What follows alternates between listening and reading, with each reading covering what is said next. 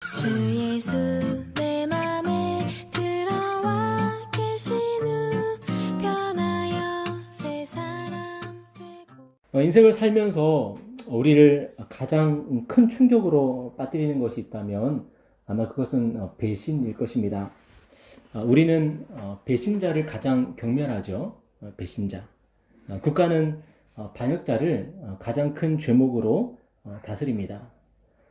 그만큼 배신보다 나쁜 행동은 없고 배신자보다 우리가 싫어하고 미워하고 분노하는 그런 사람은 없죠. 이 단테의 신곡 한번 들어보셨죠? 단테의 신곡에 보면은 지옥이 9층으로 되어 있는데 가장 최악의 단계가 어떤 지옥이냐면 반역 지옥입니다. 반역 지옥. 그곳에는 배신자들을 이제 가둬두는데 그 배신자들은 그곳에서 영원토록 차가운 얼음 속에서 고통을 받습니다. 그곳에 가면 누구를 만날 수 있냐면 그 줄리어스 시저를 배신했던 카시우스하고 또 브루투스를 만날 수 있고요. 또 예수님을 배신한 가룟 유다도 거기서 만날 수가 있습니다. 그곳에 가면은 루시퍼, 사탄인 이 루시퍼가 그들을 이제 물어뜯고 있는 그런 모습으로 표현이 되고 있습니다. 여러분, 배신자는 참 용서받을 수가 없죠. 우리는 배신자를 용서할 수 없고 또 용서해서도 안 된다라고 생각을 합니다. 배신은 그만큼 악한 행위이기 때문에 용서받기가 어려운 그런 죄악입니다. 그런데 예수님은 원수를 사랑하라고 말씀하셨고, 그리고 원수를 사랑하라고 말씀하시면서 뭐라고 말씀하셨냐면 마태복음 5장에 보면은 너희가 너희를 사랑하는 자를 사랑하면 무슨 상이 있으리요 세리도 이같이 아니하느냐 또 너희가 너희 형제에게만 무난하면 남보다 더하는 것이 무엇이냐 이방인들도 이같이 아니하느냐. 우리가 우리에게 잘해주는 사람에게만 잘해준다 하면은 상이 있다는 겁니까? 없다는 겁니까? 상이 없다는 겁니다. 그러니까 죄인들이라고 옛날에 불렀던 그런 세리들, 이방인들 이런 사람들도 나한테 잘해주는 사람한테는 잘해준다는 거예요. 무슨 상이 있겠냐는 것입니다. 여러분, 우리가 매일매일 살아가면서 내가 잘해주는 사람들 있지 않습니까? 내가 잘해주는 사람들 어떤 사람들입니까? 대부분 나에게 잘해주는 사람들이죠. 나에게 잘해주는 사람에게 우리가 호의를 베풀고 그들과 친하게 지냅니다. 그런데 이게 하나님 보실 때는 아무 상이 없다는 거예요. 그래서 예수님이 이어서 더 충격적인 말씀을 하시는데 뭐라고 말씀하시냐면 마태복음 5장에 보니까 그러므로 하늘에 계신 너희 아버지의 온전하심과 같이 너희도 온전하라 그러십니다. 그러니까 예수님이 원수를 사랑하라고 명령하신 이유는 뭐냐? 하나님이 그런 분이다. 하나님이 그렇기 때문에 너희도 그렇게 해야 된다라고 말씀하시는 거예요. 이것은 예수님에게 가장 먼저 적용이 되는데 예수님이 이 땅에서 사랑을 하셨든 선을 행하셨든 용서하셨든 예수님께서 무엇을 하셨든 간에 예수님의 그 모든 행위는 어떤 행위냐면 하늘에 계신 아버지가 그러시기 때문에 나도 그렇게 한다. 그렇게 하시면서 그 모든 일들을 하셨어요. 그러니까 예수님은 철저하게 아버지께서 하신 일들을 하셨어요. 그리고 아버지의 뜻을 이루셨어요. 하늘에 계신 아버지가 어떤 분이냐? 원수에게도 비를 내리시고 또 햇볕을 내려주시고. 여러분, 우리가 가끔 이제 그런 생각을 하지 않습니까? 정말 저 사람은 진짜 나쁜 사람인데 잘 먹고 잘 살아요. 여러분, 우리가 그것을 보면서 굉장히 억울한 마음이 들 때가 있고 저 사람은 저렇게 나쁜 사람인데 왜 저렇게 잘 살지? 왜 병에도 안 걸리지? 왜 자녀들은 저렇게 공부도 잘하지? 우리는 그렇게 생각할 때가 있는데 하나님은 전혀 다르게 생각하신다는 거예요. 하나님은 제가 나쁜 일을 했다 그래서 하나님은 제가 못됐다 그래서 당장에 제가 농사 지으면은 무조건 흉년이 들게 만들고 막 가뭄을 주시고 하나님은 그렇게 안 하신다는 거예요. 하나님은 저 사람은 저렇게 나쁜데 못된 짓만 골라 사는데 그런데도 하나님은 저 사람이 농사를 지을 때 비를 내려주시고 그리고 풍년을 수확하기도 해주시고 그렇게 하나님의 용서, 하나님의 자비 또 그 사랑은 우리가 생각하는 것과 전혀 다르다는 거죠. 여러분, 예수님이 원수를 사랑하라고 명령하신 이유는 다름 아닌 하나님이 그런 분이기 때문이다 라고 말씀하고 있습니다. 그리고 오늘 본문의 말씀이 바로 그 이야기를 하고 있는 거예요. 예수님은 우리를 죄와 죽음에서 구원하기 위해서 십자가에 달려 돌아가셨습니다. 예수님이 십자가에 달려 돌아가시는 과정을 보면 그것은 하나님의 뜻이었지만 하나님의 뜻대로 그렇게 된 거지만 그 핵심에는 배신이라는 게 있습니다. 예수님은 사랑하신 제자에게 배신을 당하셔서 체포당하시고 죽임을 당하셨습니다. 그 제자가 바로 가룟 유다였습니다. 이 가룟 유다는 예수님의 제자 중에서 예수님의 12제자 중에 한 사람이었습니다. 그는 예수님의 특별한 선택을 받았고 그리고 성경을 보니까 그가 제자들 중에서도 회계를 맡았어요. 돈을 맡고 있었어요. 그러니까 돈을 맡고 있으니까 당연히 뭐가 있었겠습니까? 권력이 있었겠죠. 말빨이 있었겠죠. 그는 예수님의 택함을 받았고 또 예수님의 제자들 중에서도 회계를 맡았고 그래서 그는 예수님의 특별한 은총과 사랑을 받은 사람이에요. 예수님의 제자로서 예수님을 가장 가까이서 본 사람입니다. 때문에 그는 예수님을 본받아야 되는 사람이었고 그분의 가르침을 배워야 되는 사람이었고 그분의 명령대로 살아야 되는 그런 사람이었죠. 그런데 가룟 유다가 그런 예수님께 동의하지를 못합니다. 예수님이 언제쯤이면은 혁명을 일으킬까? 언제쯤이면은 우리 유다를 구원해 내실까? 항상 거기에 초점을 두고 있었는데 예수님의 방향은, 예수님의 방법은, 예수님이 이 세상을 구원하시는 그 일은 유다가 생각했던 것하고는 전혀 다르게 진행이 되었던 거죠. 결국에는 가룟 유다는 예수님을 배신하기로 마음먹고 성전 세력과 손을 잡습니다. 성전 세력들은 예수님을 잡기는 잡아야 되는데 지금처럼 통신이 발달한 것도 아니고 휴대폰이 있는 것도 아니고 군중들이 아무도 모르게 예수님을 체포하려면은 그가 어디서 뭘 하는지를 알아야 되는데 그것을 알려주는 사람이 없지 않습니까? 그러니까 예수님이 예루살렘에 있어도 예루살렘 근방에 있어도 예루살렘에 체포할 길이 없었습니다. 그런데 예수님의 제자가 와서 제가 예수님이 어디에 있는지 가르쳐 드리겠습니다. 그곳으로 오시면 됩니다. 예수님이 누군지 잘 모르시겠습니까? 제가 예수님에게 입맞춤을 할 테니까 그 사람을 체포하면 됩니다. 그렇게 밀고를 하는 거예요. 그런데 가룟 유다가 그렇게 예수님을 배신한 주요 목적이 뭐였냐면 바로 돈이었습니다. 가룟 유다는요, 그 마음 가운데 성공하고 싶은 마음이 있었던 거죠. 성공하고 싶었고 출세하고 싶었습니다. 그런데 예수님을 보니까 그게 뜻대로 안 될 것 같습니다. 그러니까 차선책으로 선택한 게 뭐예요? 바로 돈이었던 거예요. 돈이라도 내가 얻어야 되겠다. 그래서 예수님을 은 30을 받고 예수님을 대제사장들에게 넘겨줍니다. 여러분, 은 30은 얼마냐면은 구약 성경에 보면은 노예의 몸값이에요. 노예의 몸값. 예수님을 노예의 몸값 받고 대제사장에 넘겨준 거예요. 그뿐이 아니었습니다, 여러분. 다른 제자들도 배신하기는 마찬가지였어요. 가룟 유다처럼 노골적으로 예수님을 배신하지 않았지만 그들의 마음에도 뭐가 있었냐면 갈등이 있었어요.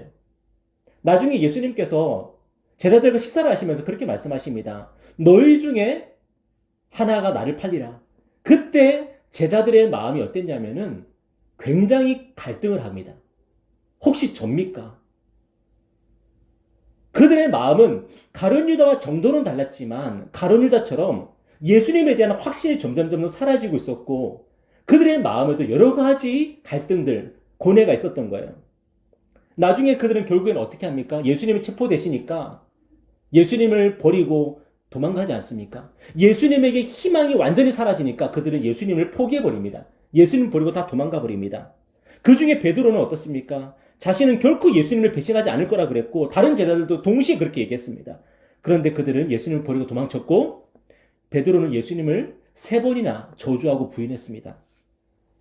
여러분, 배신의 크기와 강도는 무엇과 비례하냐면 신뢰의 크기와 강도에 비례를 합니다. 내가 저 사람을 믿으면 믿을수록 훨씬 큰 배신감을 느끼게 되죠. 우리는 누군가를 많이 깊이 신뢰할수록 더 많은 배신감을 느끼게 됩니다. 여러분, 그런 의미에서 예수님보다 크고 강한 배신을 당한 사람은 이 세상에 아무도 없었을 것입니다. 예수님은 권력을 위해서 제자들을 이용한 게 아니었거든요. 제자들을 그냥 수하로 부린 게 아니었거든요. 예수님은 그 누구도 할 수 없는 사랑으로 제자들을 사랑하셨습니다. 그리고 이미 예수님은 이 제자들을 위해서 목숨을 버릴 각오가 돼 있었습니다. 예수님의 모든 여정, 공생의 그 모든 여정이 바로 이들을 위해서 내가 죽겠다라고 하는 그런 여정이었습니다.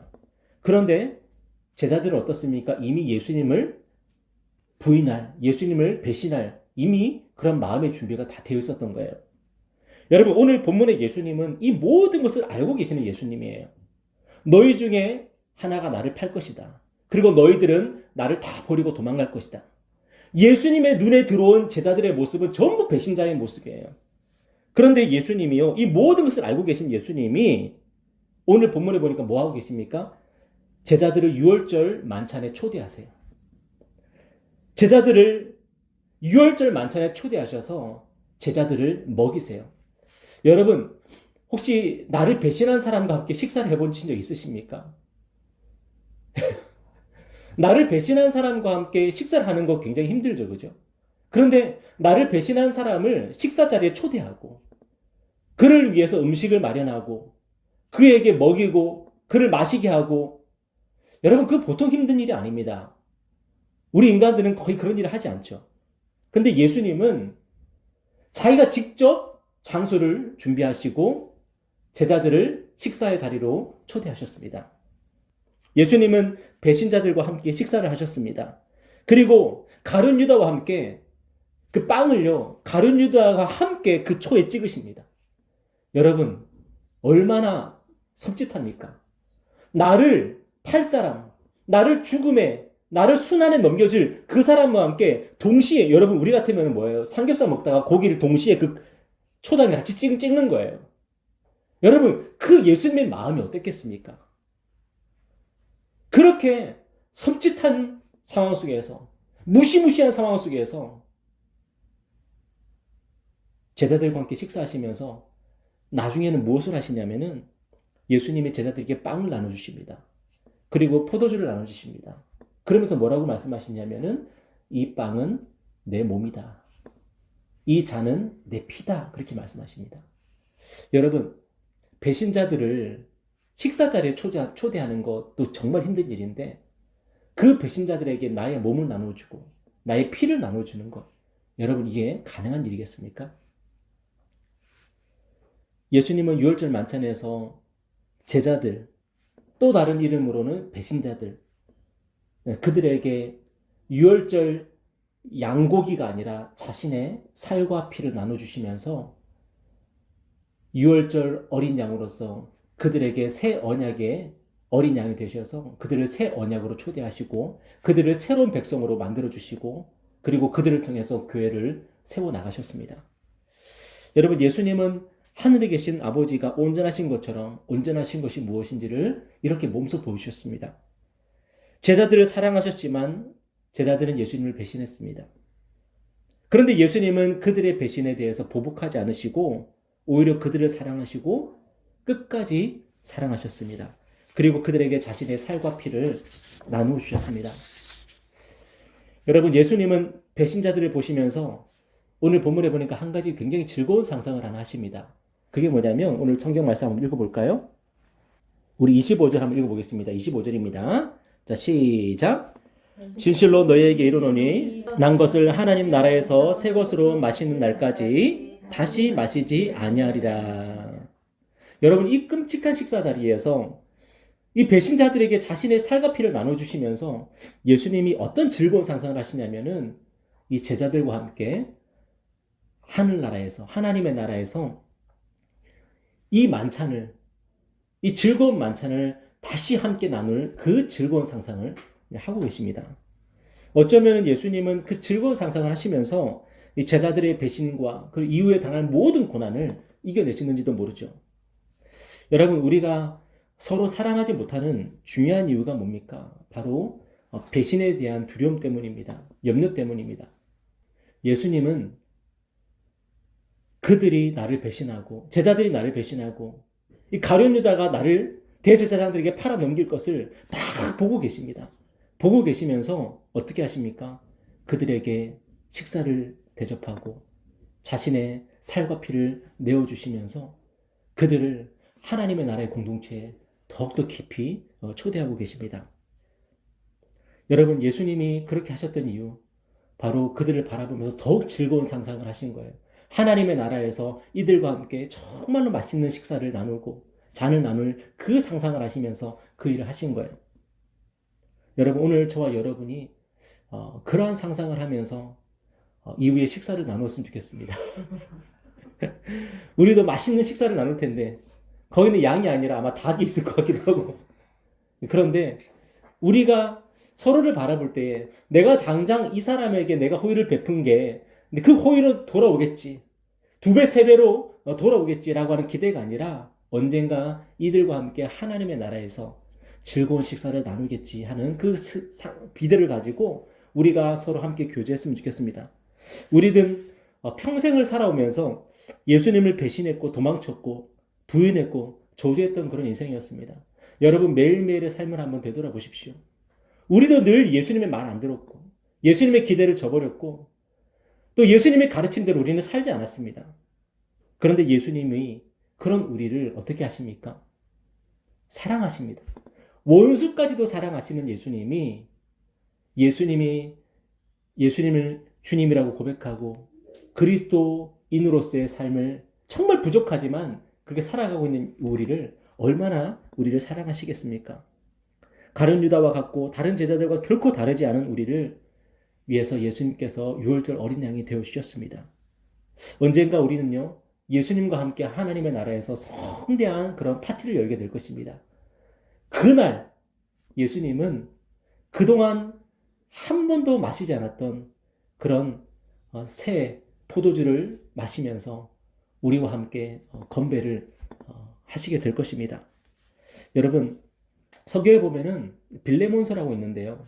한번 읽어보셨는지 모르겠는데 빌레몬서 굉장히 읽기 쉽습니다. 왜냐하면 한 장짜리이기 때문에.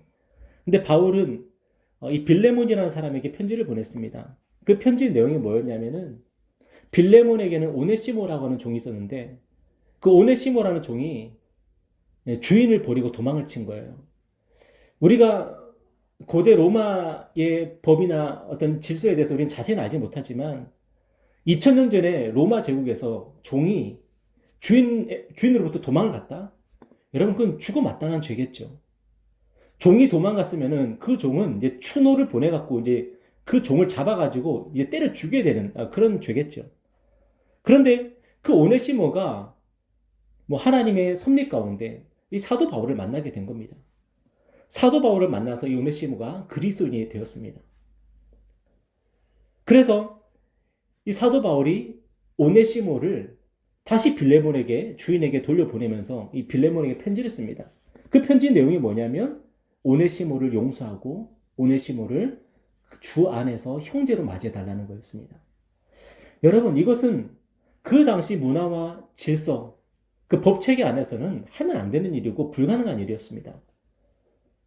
오네시모는 죽어 마땅한 죄인인데 사도 바울은 그 오네시모를 돌려보내면서 그를 형제로 맞이해달라고 그렇게 편지를 보내는 거예요. 여러분, 성경에는 빌레몬이 그 편지를 받고 어떻게 했는지 그 이후의 이야기는 기록하고 있지 않습니다. 근데 아마도 빌레몬은 사도 바울의 권면대로 오네시모를 용서하지 않았을까? 그리고 그를 같은 주 안에서 형제된 자로 받아들이지 않았을까 하는 생각을 합니다. 여러분, 사도 바울은 정말 무리한 요구를 한 거거든요. 정말 무리한 요구를 했습니다. 근데 어떻게 사도 바울이 빌레몬에게 그렇게 무리한 요구를 할 수 있었을까? 그것은 바로 사도 바울도 그리고 빌레몬도 주 안에서 우리가 어떻게 용서를 받고 어떻게 사랑을 받고 있고 우리 같은 사람들을 그리스도께서 우리를 위해서 어떻게 죽으셨는지 그 공감대가 형성됐기 때문에 이 빌레몬에게 그런 요구를 할 수 있었을 것이라고 생각을 합니다. 여러분, 그리스도인이라고 하는 그 이름은 정말로 무게가 있는 이름입니다. 그리스도인이기 때문에 우리는 세상 사람들이 살 수 없는 그런 삶을 사는 것이고 그리스도인이기 때문에 우리는 세상 사람들에게는 이거는 너무 무례하기 때문에 저런 부탁을 하면 안 돼 하는 부탁조차도 할 수 있는 사람들이 바로 그리스도인입니다. 몇 년 전에 어떤 친구가 결혼을 하는데 부평에서 결혼식을 했는데 그 결혼식장에 오랜만에 고향 선배가 왔습니다. 근데 옛날에 그 깡패 생활하던 선배였는데 목사가 돼 있었어요. 그래서 사람이 완전히 달라져 있더라고요. 근데 그 당시에 그랜저를 끌고 온 거예요. 근데 차가 너무 좋다 이제 그런 식 얘기를 하는데 교회 집사님 차라는 거예요. 제가 충격을 받았습니다. 남자들은 알겠지만 남에게 차를 빌려준다는 것은 굉장히 힘든 일이거든요. 남에게 차를 빌려줬다가 그 사고가 나기라도 하면 굉장히 애매하고 어려운 일을 당할 수 있기 때문에 함부로 차를 빌려주지 않습니다. 그런데 그분이 그때 전도사님이었어요. 전도사님이 결혼식장에 가야 된다 그러니까 교회 집사님이 자기 차를 빌려준 거예요. 그래서 그게 너무 놀랍다 그렇게 얘기를 하니까 우리 교회에서는 그게 너무 당연한 일이라는 거예요. 우리 교회에서는 다 그렇게 한다는 거예요. 그 교회 얘기를 들어봤더니 정말로 엄격하게 신앙의 규율을 지키면서 이렇게 공동체 생활을 하는 그런 교회였어요. 제가 그 이야기를 들으면서 굉장히 부러운 마음이 들었습니다. 만약에 우리 교회에서 내가 섬기는 교회에서 내가 어디를 가야 되는데 집사님 차 좀 빌려주세요. 그러면은 누가 빌려줄까? 그거는 서로에게 무리한 부탁입니다. 그런 부탁하면 곤란해지는 겁니다. 그런데 그 교회는 그런 부탁을 할 수 있는 교회고 그렇게 하면서 우리가 한 형제라는 것을 확인하는 그런 교회였던 거예요. 여러분, 그리스도인이라고 하는 이름은 바로 그런 이름인 거예요. 정말로 세상 사람들이 볼 때는 저건 너무한 거 아니야? 저 너무 무례한 거 아니야? 저런 부탁을 어떻게 할 수 있어? 라고 하는 그런 부탁조차도 우리가 함께 그리스도인이기 때문에 함께 예수님을 주님이라고 부르는 그런 사람들이기 때문에 우리는 기꺼이 서로를 위해서 그렇게 헌신할 수 있고 서로에게 나눌 수 있는 그런 관계가 바로 그리스도인들의 그런 관계인 거예요. 여러분, 예수님은 정말로 상상을 초월하는 사랑을 우리에게 부어주셨습니다. 우리 같은 사람들을 용서하셨습니다. 그리고 앞으로도 우리를 기꺼이 용서하실 것입니다. 왜냐하면 이미 우리를 용서하시기 위해서 어마어마한 대가를 치르셨기 때문에 그렇습니다. 여러분, 그러한 사랑을 받고 있는 저와 여러분입니다. 지금 당장 힘들고 어려운 그 사랑, 어쩌면 배신까지도 감내해야 되는 그 사랑, 감당할 수 있는 그런 그리스도인 되기를 주님의 이름으로 축원합니다. 우리 기도하겠습니다.